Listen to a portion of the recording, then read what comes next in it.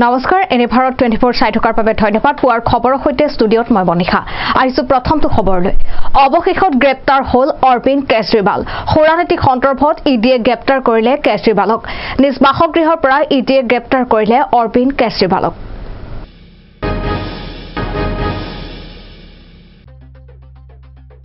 গ্ৰেপ্তাৰ হ'ল অৰবিন্দ কেজৰিৱাল। অৰবিন্দ কেজৰিৱালৰ বাসগৃহত ইডিয়ে চলাইছিল তালাচী। সুৰানীতি সন্দৰ্ভত কেজৰিৱালক সোধা পোছা কৰে ইডিয়ে। দিল্লী উচ্চ ন্যায়ালয়ে গ্ৰেপ্তাৰত স্থগিতাদেশ নিদিয়াৰ পিছতেই ইডিৰ তালাচী। গ্ৰেপ্তাৰ হলেও পদত্যাগ নকৰে কেজৰিৱালে।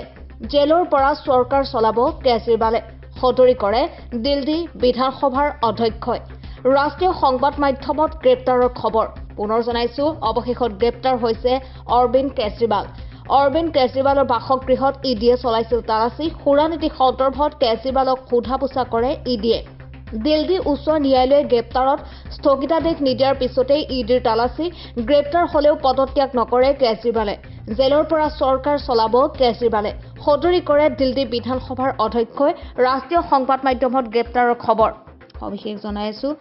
অৱশেষত গ্ৰেপ্তাৰ হ'ল অৰবিন্দ কেজৰিৱাল। ইডিয়ে গ্ৰেপ্তাৰ কৰিলে অৰবিন্দ কেজৰিৱালক। উচ্চ ন্যায়ালয়ে গ্ৰেপ্তাৰ স্থগিত ৰখাৰ আবেদন খাৰিজ কৰিছিল যদিও অৱশেষত গ্ৰেপ্তাৰ হ'ল অৰবিন্দ কেজৰিৱাল।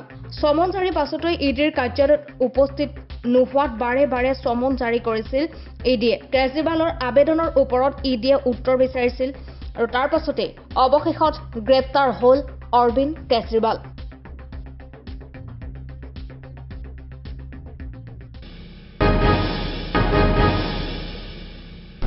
নিৰ্বাচনৰ দিন ঘোষণা হোৱাৰ পিছতে সক্ৰিয় ফ্লাইং স্কোৱাড।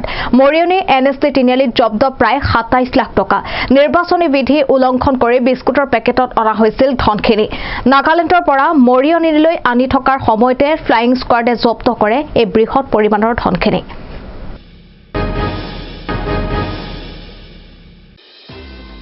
নিৰ্বাচনৰ দিন ঘোষণা হোৱাৰ পিছতেই সক্ৰিয় ফ্লাইং স্কোৱাড। মৰিয়নি এনএছটি তিনিআলিত জব্দ প্ৰায় 27 লাখ টকা। নিৰ্বাচনী বিধি উলংঘন কৰি বিস্কুটৰ পেকেটত অনা হৈছিল ধনখিনি। নাগালেণ্ডৰ পৰা মৰিয়নিলৈ আনি থকাৰ সময়তে ফ্লাইং স্কোৱাডে জব্দ কৰে ধনখিনি। পুনৰ জনাইছো, নিৰ্বাচনৰ দিন ঘোষণাৰ পিছতেই সক্ৰিয় ফ্লাইং স্কোৱাড। মৰিয়নি এনএছটি তিনিআলিত জব্দ কৰা হৈছে প্ৰায় 27 লাখ টকা। নিৰ্বাচনী বিধি উলংঘন কৰি বিস্কুটৰ পেকেটত অনা হৈছিল এই বৃহৎ পৰিমাণৰ ধনখিনি। নাগালেণ্ডৰ পৰা মৰিয়নিলৈ আনি থকাৰ সময়তে ফ্লাইং স্কোৱাডে জব্দ কৰে এই ধনখিনি আৰু মৰিয়নি এনএছটি তিনিআলিত জব্দ কৰা হয় প্ৰায় 27 লাখ টকা।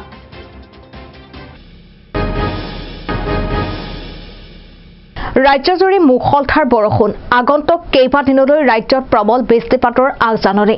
নেৰানেপেৰা বৰষুণত ব্যাহত হৈ পৰিছে ৰাজ্যৰ জনজীৱন। ৰাজ্যৰ 33খন জিলালৈ জাৰি কৰা হৈছে য়েল্লো এলাৰ্ট বতৰ বিজ্ঞান কেন্দ্ৰৰ।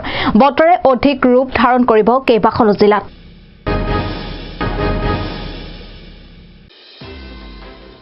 ৰাজ্যজুৰি মুষলধাৰ বৰষুণ। আগন্তুক কেইবাদিনলৈ ৰাজ্যত প্ৰবল বৃষ্টিপাতৰ আগজাননী। নেৰানেপেৰা বৰষুণত ব্যাহত হৈ পৰিছে ৰাজ্যৰ জনজীৱন। ৰাজ্যৰ 33খন জিলালৈ জাৰি কৰা হৈছে য়েল্লো এলাৰ্ট। বতৰ বিজ্ঞান কেন্দ্ৰই জাৰি কৰিছে য়েল্লো এলাৰ্টৰ। বতৰে অধিক ৰুদ্ৰৰূপ ধাৰণ কৰিব কেইবাখনো জিলাত।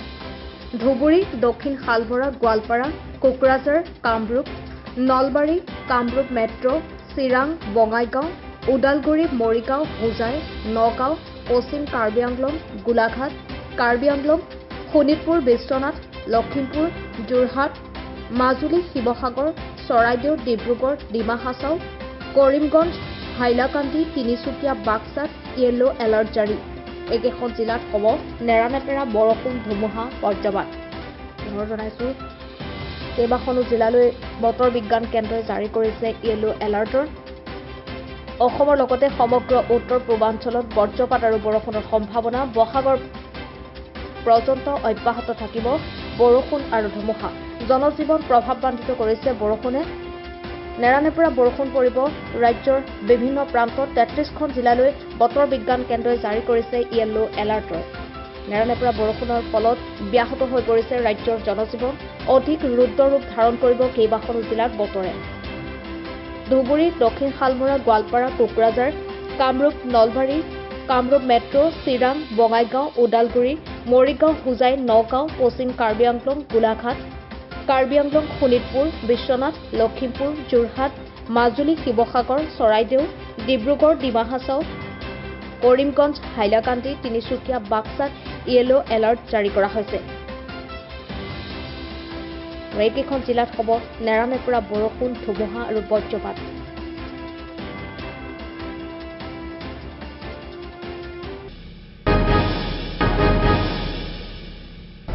ডিব্ৰুগড়ৰ কেন্দ্ৰীয় কাৰাগাৰলৈ শিৰোমণি গুৰুদ্বাৰৰ প্ৰবন্ধক কমিটিৰ 7জনীয়া দল। 7জনীয়া দলটোত আছে অধিবক্তাও। শিখসকলৰ জাতীয় সাজপাৰ পৰিধান কৰি কাৰাগাৰৰ সন্মুখত উপস্থিত হৈছে দলটো। ডিব্ৰুগড় কেন্দ্ৰীয় কাৰাগাৰত কাৰাবন্দী হৈ থকা খালিস্তানী সমৰ্থক অমিতপাল সিং সহ তেওঁ আন 9 সহযোগীক লগ কৰিবলৈ পঞ্জাৱৰ পৰা আহি উপস্থিত হৈছে দলটো।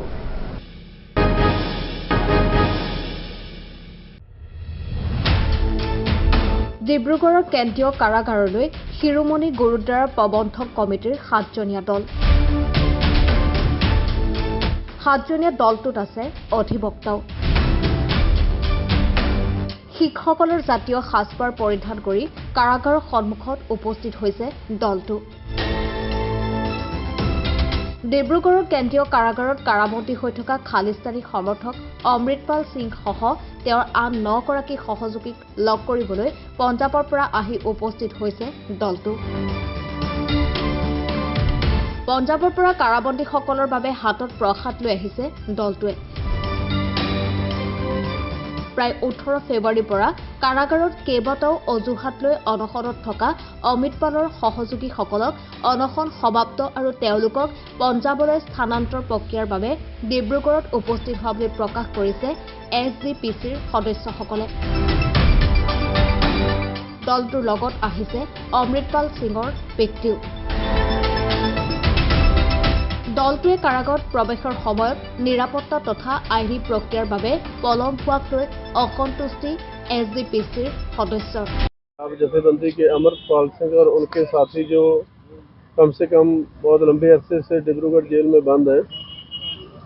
और पहले तो ये आपने देख लिया है कितना समय हो गया हमको जेल के बाहर खड़े हुए।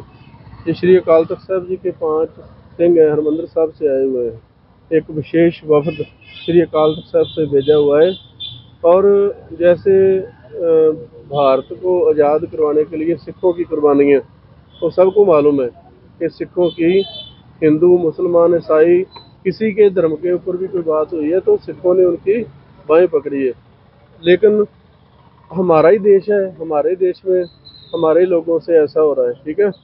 तो उन लोगों ने जेल प्रशासन का जो सिस्टम था वो खाना वाना बंद किया है और भूख हड़ताल की है कि हमें पंजाब भेजा जाए, ठीक है। और उनकी सेहत जो है वो ठीक नहीं है और लगातार उनकी सेहत बिगड़ रही है।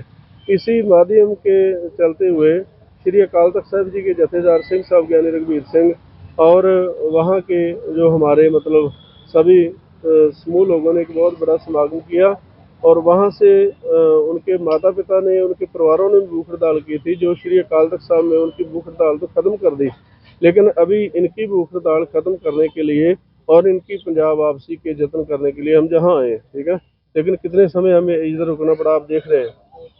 कह देते हैं ना कि हमारा देश एक है, हम भारत के बशिंदे हैं, लेकिन सबसे ज़्यादा कुर्बानियाँ जिन लोगों ने पढ़ा हुआ है ना सिख हिस्ट्री, जहाँ भारत की हिस्ट्री, उनको पता होगा कि पंजाबियों की, सिखों की कितनी कुर्बानी है। लेकिन हमारे ही देश में हमको ऐसा मतलब ये दुख झेलने पड़ रहे हैं। तो अभी जैसा कि इन्होंने की सेहत के बारे में क्या जानकारी है? नहीं, उनकी सेहत तो काफ़ी मतलब ठीक नहीं है। और हम पूरे पंजाब ही नहीं, भारत ही नहीं, देश विदेश के जो सिख এইখিনিতে লৈছো চমু বাণিজ্যিক বিৰতি।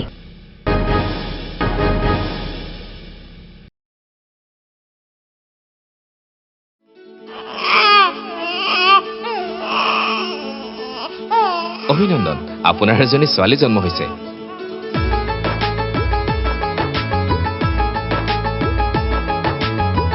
লাহি পাহি এজনী পৰি আহিলে ঘৰখন উজলি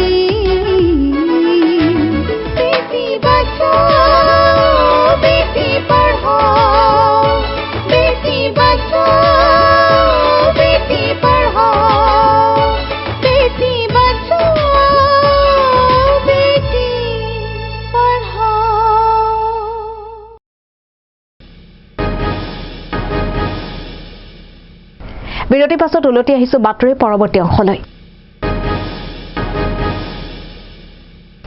সোণাৰী সৰুষ্টকৰত ভয়ংকৰ পথ দুৰ্ঘটনা, নিয়ন্ত্ৰণ হেৰুৱাই বাইক পৰিল পথাৰত, গুৰুতৰভাৱে আহত হৈছে এজন যুৱক। আহত যুৱকজনক স্থানীয় ৰাইজৰ সহযোগত ততাতৈয়াকৈ স্থানীয় এখন ব্যক্তিগত নাৰ্ছিং হোমত ভৰ্তি কৰা হৈছে।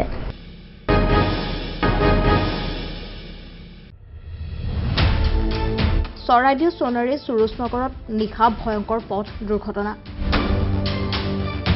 সোণাৰীৰ পৰা নাফুকলৈ গৈ থকা এখন তীব্ৰবেগী নম্বৰ প্লেটবিহীন বাইকত 3জন আৰোহী গৈ থকা অৱস্থাত নিয়ন্ত্ৰণ হেৰুৱাই বাগৰি পৰিল পথাৰত। মাৰুফ আলী নামৰ শিশুজন গুৰুতৰভাৱে আঘাতপ্ৰাপ্ত হৈছে আৰু স্থানীয় ৰাইজৰ সহযোগত ততাতৈয়াকৈ স্থানীয় এখন ব্যক্তিগত নাৰ্ছিং হোমত ভৰ্তি কৰা হৈছে কিশোৰজনক।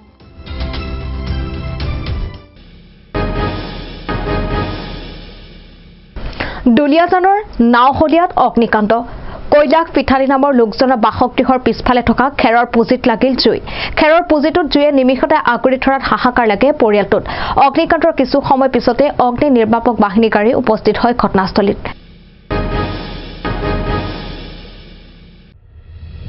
দুলীয়াজানৰ নাওহলীয়াত অগ্নিকাণ্ড, কৈলাশ পিঠালী নামৰ লোকজনৰ বাসগৃহৰ পিছফালৰ থকা খেৰৰ পুঁজিত লাগিল জুই। খেৰৰ পুঁজিটোত জুই নিমিষতে আগুৰি ধৰাত হাহাকাৰ লাগে পৰিয়ালটোত। অগ্নিকাণ্ডৰ কিছু সময় পিছতে অগ্নি নিৰ্বাপক বাহিনী গাড়ী উপস্থিত হৈ জুই নিয়ন্ত্ৰণ কৰিবলৈ সক্ষম হয়। অইলৰ অগ্নি নিৰ্বাপক বাহিনীৰ তৎপৰতাত ৰক্ষা পৰে বাসগৃহটোৰ লগতে ঘন জনবসতিপূৰ্ণ অঞ্চলটো। ইফালে অগ্নিকাণ্ডৰ প্ৰকৃত কাৰণ এই মুহূৰ্তলৈকে জানিব পৰা হোৱা নাই যদিও মাটিৰ চাকিৰ পৰাই অগ্নিকাণ্ড সূত্ৰপাত হোৱাৰ আশংকা কৰা হৈছে। অগ্নিকাণ্ডত প্ৰায় 50,000 মান টকা মূল্যৰ খেৰ জ্বলি ভস্মীভূত হয়। জুই কেনেকৈ লাগিলে মানে একচুৱেলি আমি কোনো গমেই নাপাওঁ। বাহিৰতে চব দোকানত বহি আছিলোঁ, অলপ আগতে বৌ আহিলে পূজা চূজাও কৰি গ'ল, এতিয়ালৈকে একোৱেই নাই। তাৰপিছত বাহিৰৰ পৰা কোনোবা এজনে ক'লে যে আপোনাৰ পিছফালে জুই লাগি আছে বোলে গোটেইটো। আহি চাওঁতে ইয়াত এই পোৱালত জুই লাগি আছে, বৰলৈকে উঠিছে, বৰ ডাঙৰ ডাঙৰকৈ জ্বলিছিলে প্ৰথম, এতিয়াতো অলপ কমিছে। কিন্তু আপোনাৰ তাৰপিছত থানাত খবৰ দিয়া হ'ল, থানাই আকৌ ফায়াৰ ব্ৰিগেডক খবৰ দিলে, জুই লাগি আহিছে। ক্ষতিটো মোটামুটি কিমাননো ক্ষতি হ'ব, ধৰক ক্ষতিটো বেছি নহয়, 50-60 হাজাৰ টকাৰে ক্ষতি হ'ব, ক্ষতিটো বেছি নাই হোৱা। কিন্তু চবচে ডাঙৰ ভয় হ'ল ঘৰ গোটেইটো দুটা একেলগত লাগি আছে গোটেই আমাৰ ঘৰখিনি। কেনেবাকৈ ইয়াৰ পৰা জুই বিয়পি যদি গ'লেহেঁতেন গোটেই ঘৰকেইটাও জ্বলি শেষ হয় আমাৰ। সুদীৰ্ঘ 15 বছৰ অন্তত ন্যায় পালে অৰুণ অনিতাই। 2009 চনৰ ডাবল মাৰ্ডাৰ কাণ্ডৰ ৰায়দান। চাপৰ থানাৰ অন্তৰ্গত ছয়পাৰী হিন্দুপাৰাত 2009 চনত পূৰ্ব পৰিকল্পিত নৃশংস হত্যাৰ বলি হৈছিল অৰুণ আৰু অনিতা। আজি বিলাসীপাৰা মহকুমা আদালতে প্ৰদান কৰে চূড়ান্ত ৰায়। অতিৰিক্ত জিলা আৰু সত্ৰ ন্যায়াধীশ মুকুল চেতিয়াৰ বিচাৰপীঠে হত্যাকাৰী ৰাতুল ৰায়ক যাৱজ্জীৱন কাৰাদণ্ড দিয়ে। এই সন্দৰ্ভত এক প্ৰতিবেদন আগবঢ়াইছে। 2009 চনতে সংঘটিত এক লোমহৰ্ষক হত্যাকাণ্ড, এক পূৰ্ব পৰিকল্পিত ডাবল মাৰ্ডাৰৰ ঘটনা। বিলাসীপাৰা মহকুমাৰ চাপৰ থানাৰ অন্তৰ্গত ছয়বাৰী হিন্দুপাৰাত 2009 চনত সংঘটিত হৈছিল এই ঘটনা। অৰুণ ৰায় আৰু অনিতা ৰায় নামৰ দম্পতীহালক একেখন গাঁৱৰে ৰাতুল ৰায়ে চোকা অস্ত্ৰৰে আক্ৰমণ কৰি নৃশংসভাৱে হত্যা কৰে। পূৰ্ব পৰিকল্পিতভাৱে চোকা অস্ত্ৰৰে আক্ৰমণ কৰি হত্যা কৰা হয় অৰুণ অনিতাক। ঘটনা সন্দৰ্ভত অৰুণ আৰু অনিতাৰ পৰিয়ালৰ লোকে চাপৰ থানাত 157/2009 নম্বৰ গোচৰ ৰুজু কৰিছিল। বিলাসীপাৰা মহকুমা আদালতত ছেছন গোচৰ 82/19 নম্বৰ মতে ন্যায়াধীশে শুনানি গ্ৰহণ কৰি আজি চূড়ান্ত ৰায় প্ৰদান কৰে। অতিৰিক্ত জিলা আৰু সত্ৰ ন্যায়াধীশ মুকুল চেতিয়াৰ বিচাৰপীঠে হত্যাকাণ্ডৰ অভিযুক্ত ৰাতুল ৰায়ক ভাৰতীয় দণ্ডবিধি আইনৰ অধীনত 302/341/326 আৰু 307 ধাৰাত হত্যাকাৰী ৰাতুল ৰায়ক যাৱজ্জীৱন কাৰাদণ্ডৰ ৰায় প্ৰদান কৰে। এই ৰায়দানৰ পিছতে 15 বছৰৰ পিছত ন্যায় পোৱা দুৰ্ভগীয়া পৰিয়ালটোৱে সন্তুষ্টি প্ৰকাশ কৰিছে। সেশন কেছ নাম্বাৰ 8219 এটা গুৰুত্বপূৰ্ণ ৰায় ঘোষণা কৰিছে। এই গোচৰৰ নাম্বাৰ হৈছে চাপৰ পিএছ কেছ নাম্বাৰ 157/09। তো ঘটনাটো ঘটিছিল যোৱা 19/8/2009 চনত ছয়বাৰী হিন্দুপাৰাত। আসামী আছিল ৰাতুল ৰয়, আৰু এই ৰাতুল ৰয়ে এছল্টেড অৰুণ ৰায় বুলি এজন চিৰিয়াছ ইঞ্জুৰি কৰিছিলে। তেওঁৰ সন্মুখতে অনিতা ৰায় বুলি এজন পৰিছিল, তাকো এটা ঘাপ মাৰি তাকো হত্যা কৰিছে। সাক্ষ্য লোৱা হৈছিল আৰু সেই সাক্ষীৰ সাক্ষাতৰ ভিত্তিত এতিয়ালৈ খবৰ ইমানে। পৰৱৰ্তী খবৰৰ বাবে চাই থাকিব এনি ভাৰত 24। ধন্যবাদ।